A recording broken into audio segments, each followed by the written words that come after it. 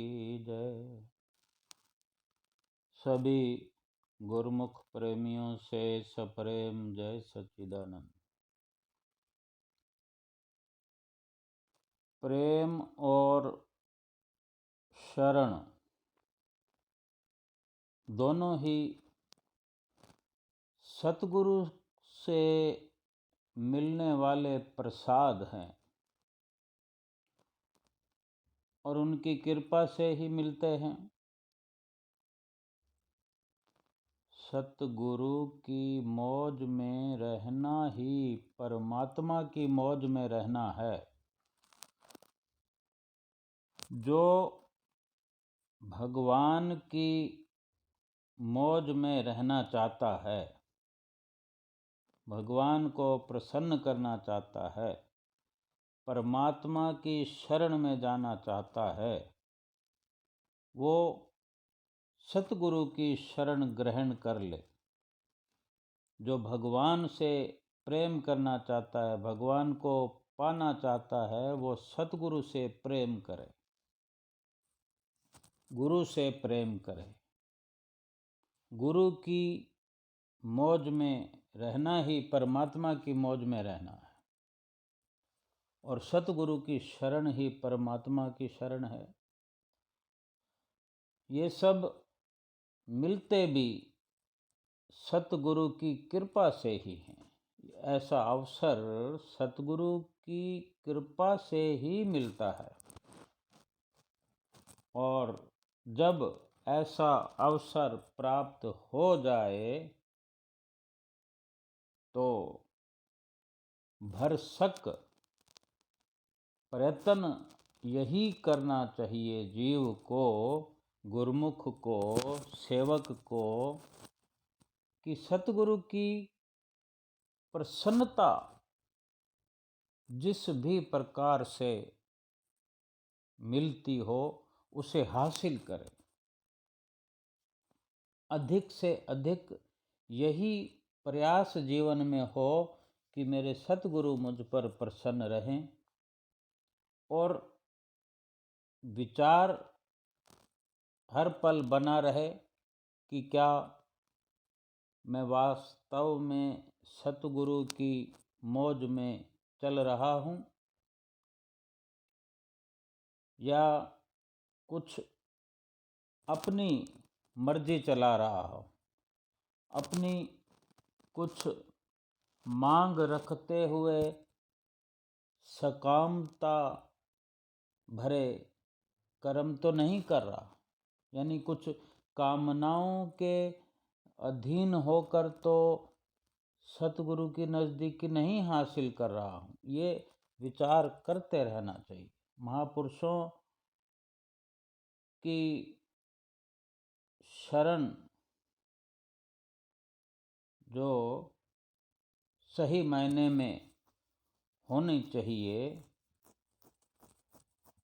कि जब हम ये जिह्वा से वर्णन करते हैं या कभी बोलचाल की भाषा में कहते हैं कि हमें तो संतों महापुरुषों की शरण मिली हुई है, हमें संतों महापुरुषों की शरण मिल गई है, हम सतगुरु से नाम की बख्शिश लेकर हम तो गुरुमुख बन गए हैं। तो इस पर कुछ अगर विचार करें तो परम संत कबीर साहब इस अवस्था को बिल्कुल साफ दर्शाते हैं। एक मुर्दे का, यानी एक जीव जो कि मृत्यु को प्राप्त हो चुका है, जिसे हम मुर्दा कहते हैं, एक मुर्दे का दृष्टांत देकर समझाते हैं कि मुर्दा जो होता है, जो इंसान मर चुका है, जिसकी लाश पड़ी हुई है, अब अगर उस मुर्दे को बढ़िया से बढ़िया कीमती वस्त्र पहनाया जाए तो वो उस बढ़िया से बढ़िया वस्त्र को पहनकर खुशियाँ नहीं मना पाएगा, किसी को दिखा नहीं पाएगा कि मैं बढ़िया से वस्त्र पहने हुए हूँ, और उसे किसी भी प्रकार से साधारण कपड़े में लपेटा जाए या मेले पुराने किसी चिथड़ों में लपेटा जाए, तो वो नाराज होकर भी नहीं दिखा पाएगा किसी को, या यूं कहें कि वो नाराज होना भूल जाता है, या उस अवस्था में वो नाराज नहीं होता, और ना वो ये चाहता है कि अब उसे किसी अच्छी सुंदर पालकी में बिठाया जाए, मखमली गद्दों पर बिठाया जाए, या कि उसे किसी कठोर कंकड़ पत्थर चुभने वाली जमीन पर लिटा दिया जाए। वो कुछ मांग नहीं करता, उसकी कोई शिकवा शिकायत नहीं है। इस प्रकार अगर हम जो उस वक़्त हम देखते हैं कि एक मुर्दा ज़मीन पर पड़ा हुआ है और उसे जिस भी अवस्था में रखा जाता है, उसकी कोई शिकायत नहीं है, उसकी तरफ से वो कोई शिकायत नहीं करता।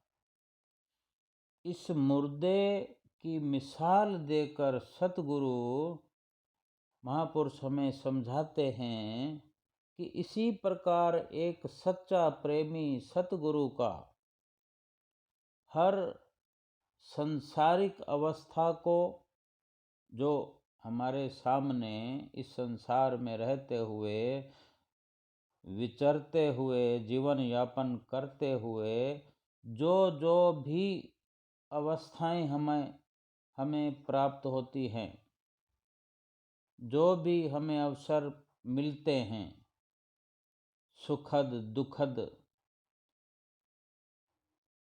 उन सब को एक सच्चा प्रेमी अपने प्रियतम की इच्छा मानकर, अपने सतगुरु की इच्छा जानकर खुशी खुशी स्वीकार करता है, और करना चाहिए। सही मायने में वही सतगुरु का सच्चा सेवक है।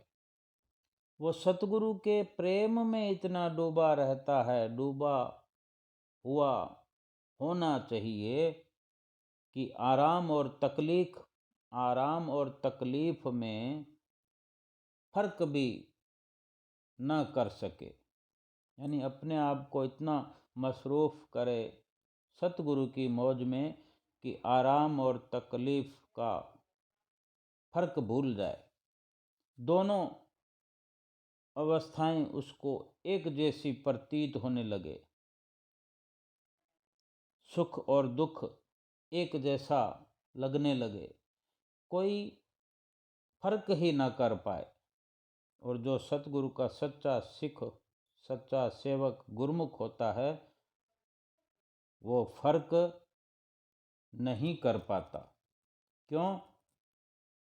कि वो अपने प्रीतम की मौज में चलता है, और उसने ये यकीन मान लिया है कि मेरे सतगुरु, मेरे प्रीतम कुछ भी मेरे लिए जो ठीक है वही करेंगे, मेरे नुकसान का कुछ भी कार्य नहीं होने देंगे। जिसमें मेरी भलाई निहित है, जिस कार्य में मेरी केवल और केवल भलाई है, वही कार्य मेरे सतगुरु की मौज से होता चला जाएगा। और इसलिए उसने अपनी मौज को एक किनारे कर दिया है, केवल सतगुरु की मौज को ही सन्मुख रख कर जीवन व्यतीत करता है, और सतगुरु की मौज को शिरधार्य करते हुए हर पल अपने आप को महफूज समझता है। उसकी रोम रोम की ये आवाज़ होती है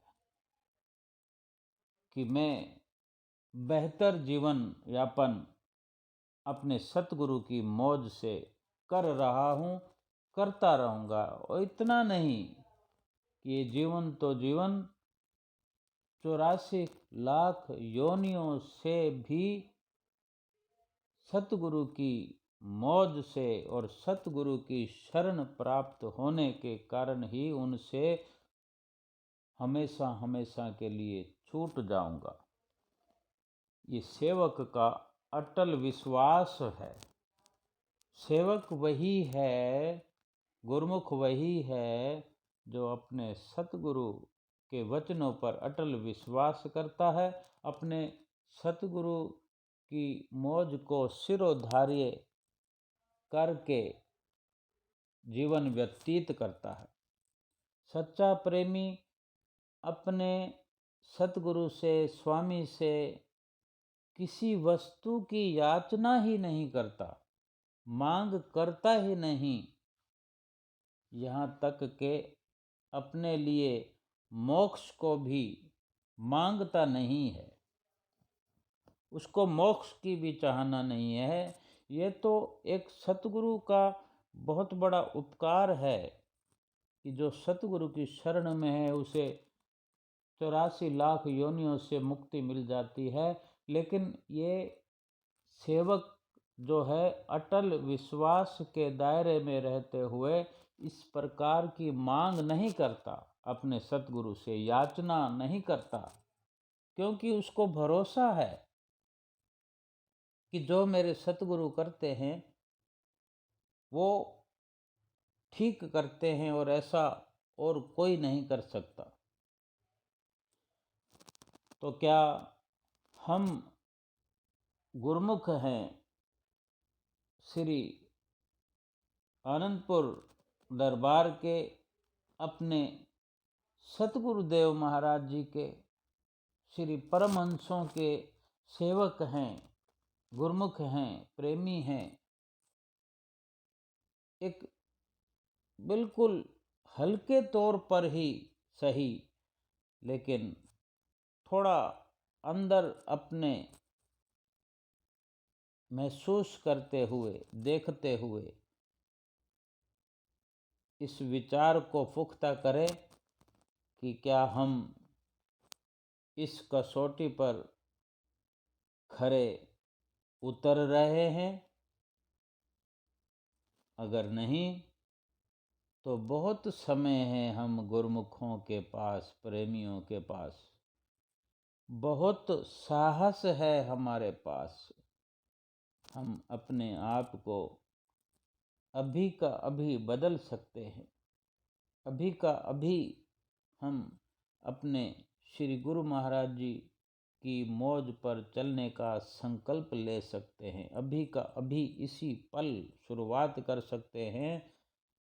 पिछली सारी भूल हमारे सतगुरु क्षमा कर देने वाले हैं, दयालु हैं, बख्शनहार हैं। अगर हमें बदलना है, हम अपने आप को संतों महापुरुषों की, सतगुरु के इन वचनों की पालना को करते हुए अपने आप को बदलना चाहते हैं तो सतगुरु हमें बार बार ये तरीका समझा चुके हैं, समझा रहे हैं।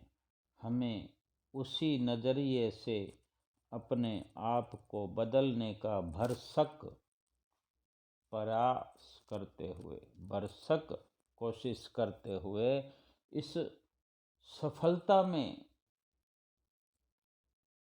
बहुत जल्दी करते हुए तुरंत अपने आप को सतगुरु की सही मायने में शरण में लगना है।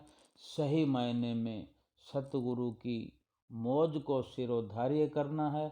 सही मायने में उन पर अटल विश्वास करते हुए, उनके वचनों की पालना करते हुए अपने जीवन को व्यतीत करना है। हर पल उनकी चरण शरण प्राप्त करने का सुखद लाभ हासिल करते हुए अपने परलोक को सुहेला करना है। बोलो जयकारा बोल मेरे श्री गुरु महाराज की।